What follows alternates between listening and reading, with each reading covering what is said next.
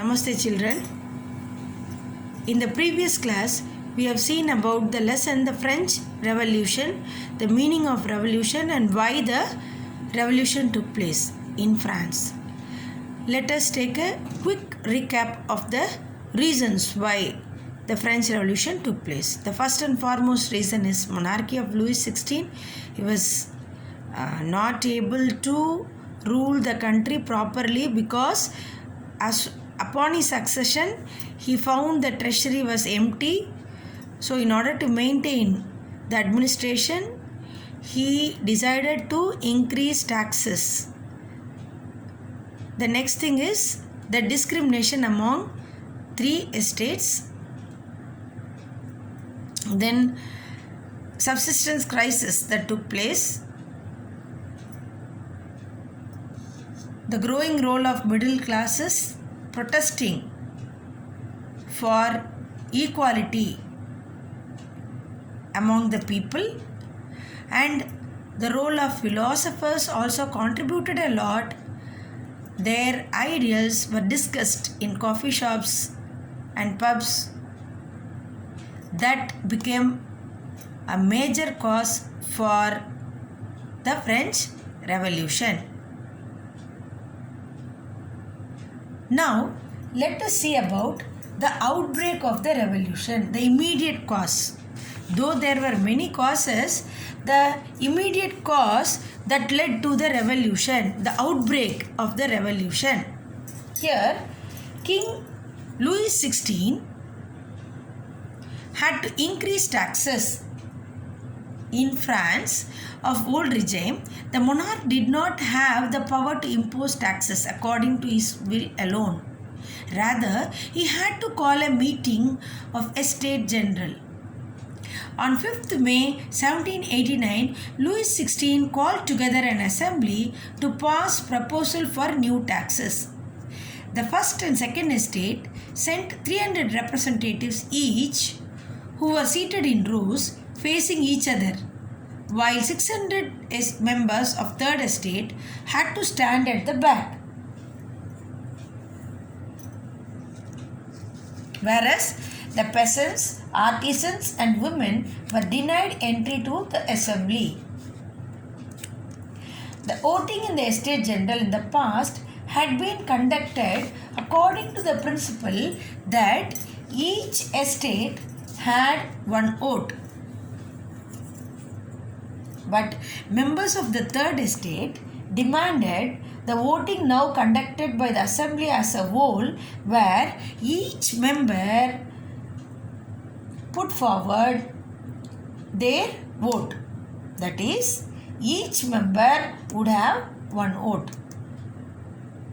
When King rejected this proposal, the members of the third estate walked out of the assembly in protest.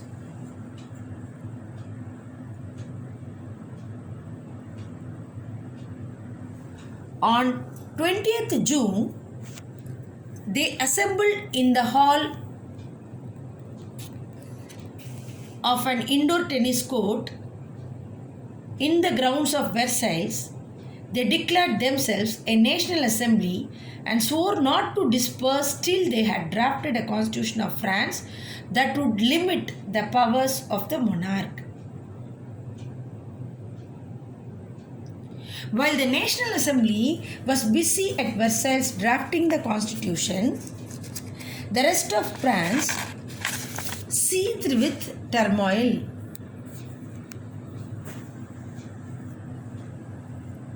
A severe winter meant a bad harvest.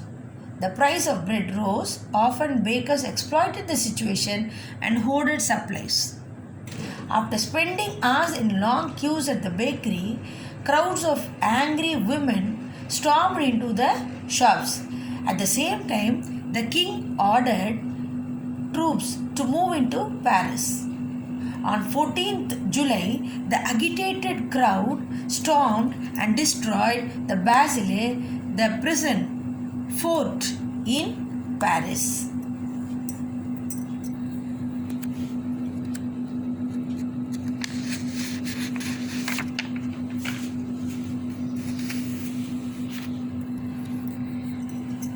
Faced with the power of his revolting subjects, Louis XVI finally accorded the recognition to the National Assembly and accepted the principle that his powers would be checked by the Constitution.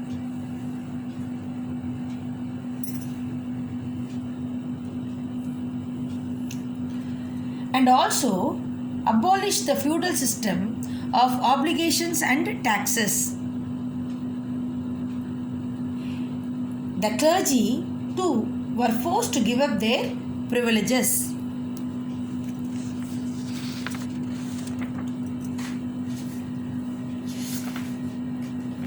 Now, France becomes a constitutional monarchy. The National Assembly completed the draft of Constitution in 1791. These powers, instead of being concentrated in the hands of one person, were now separated among legislature, executive and judiciary, different institutions. And this made France a constitutional monarchy.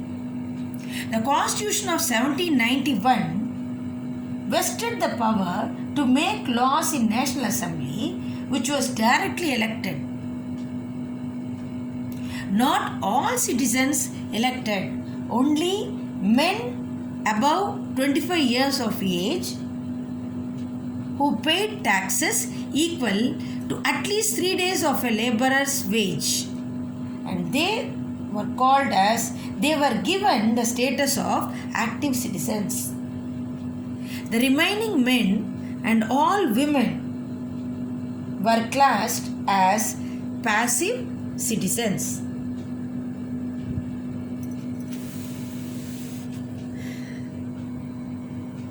The Constitution began with a declaration of rights of man and the citizen, where right to life, freedom of speech, freedom of opinion, equality before law were established as natural and inalienable rights.